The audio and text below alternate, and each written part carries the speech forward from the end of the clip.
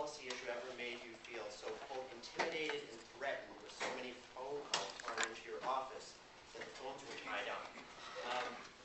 I know I've tried to call your office many times on different issues. I've never gotten a response. And is that how you feel about constituents trying to communicate with you? Do you feel intimidated and threatened? That was not referring to constituents, okay? The fact is, we have several thousand constituents that come to our office. And several thousand of them have been helped and pleased, and when they weren't helped, because we couldn't represent them in the courts. From the day I opened my office, it had extended hours. He's there right now, still with a room filled with people. Filled with people. If we weren't representing this district or our constituents, they wouldn't be in my office. Believe that. They would go elsewhere. In fact, the work that we're doing is such that we get people from other districts, and although we represent them to their council person, we do the work and then call the council member to see if we can do more, if he would like us to finish, or we refer him to that. That goes on all the time. I'm sorry that you didn't have a phone call. There were 7 people in my office, open from 9 to 5.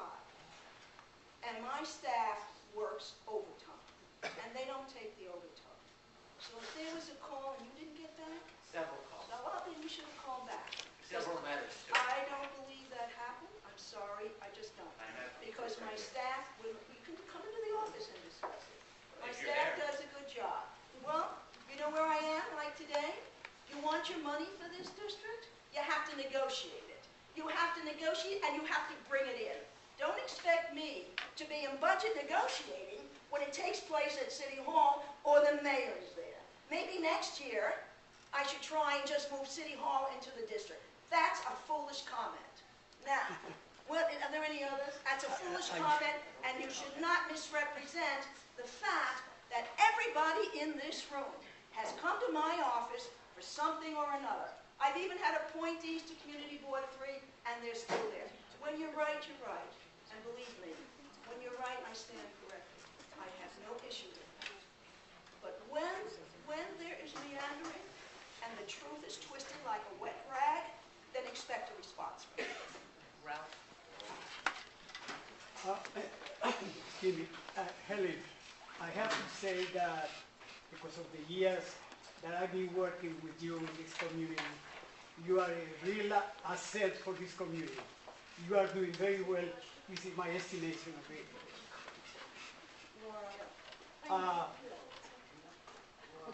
But still I have a question.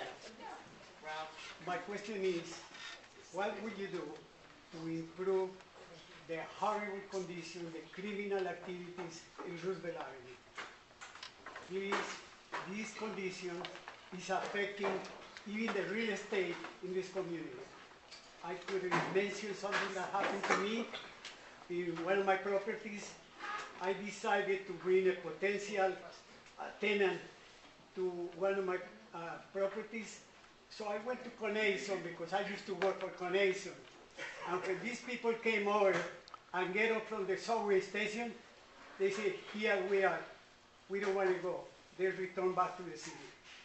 That means I couldn't get the tenant because what they were looking around is not so pleasant.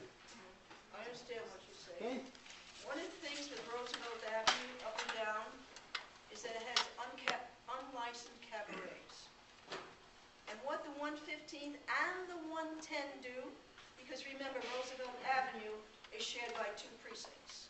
The 110 on the south and the 115th on the north. We have been fortunate because we have been able to keep the task force. And that moves up and down Roosevelt Avenue.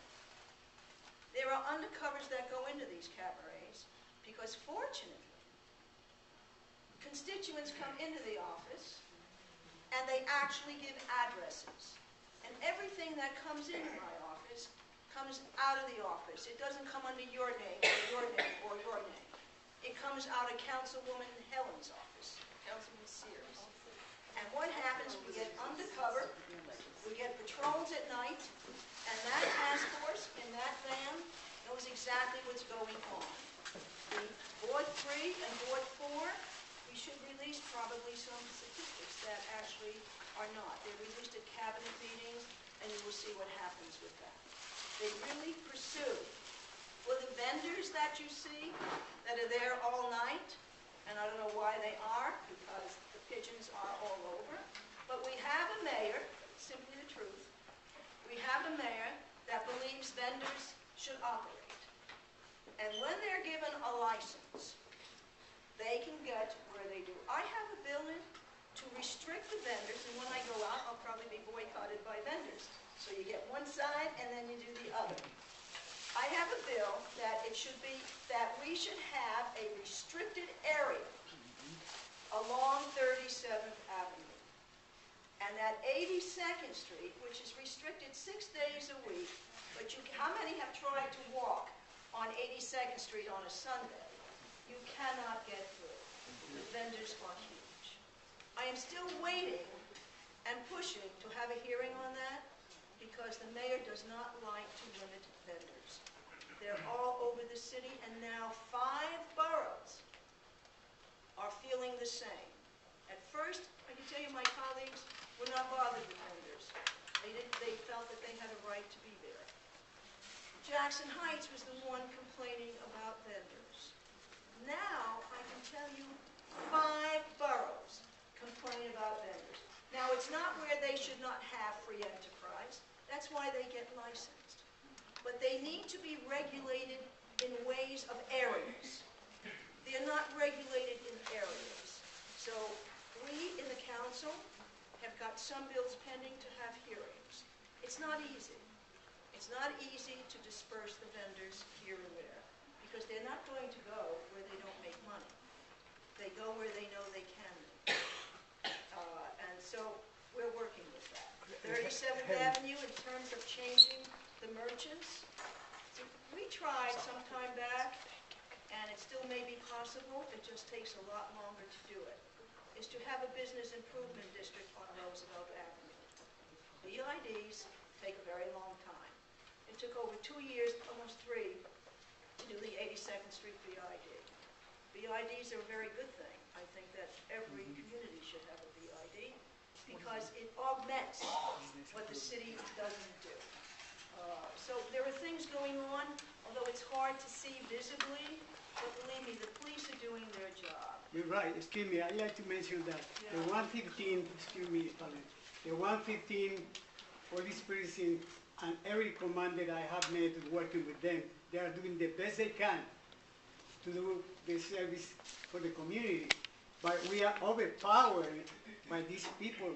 This is horrendous what is going on, and it's dangerous too. And we have the statistics, but it doesn't help, honestly. We need action. We need this from the city council. Well, it's not where they're not doing it. It's just that we have a government that doesn't come in, I know it's lock difficult. you up against the wall, and do everything. It took many years to get nail and mail, if you recall. We couldn't even use the padlock law. Now we do. So if there's anything that's going on in a building that's illegal, the police have the right to close the entire building before you just closed where the business was. That has helped a lot. So things are moving along. They are, but you're right. And thanks to your organization, you certainly have been an officer in good spirit and certainly have worked hard. So I want to thank you for that. Thank you.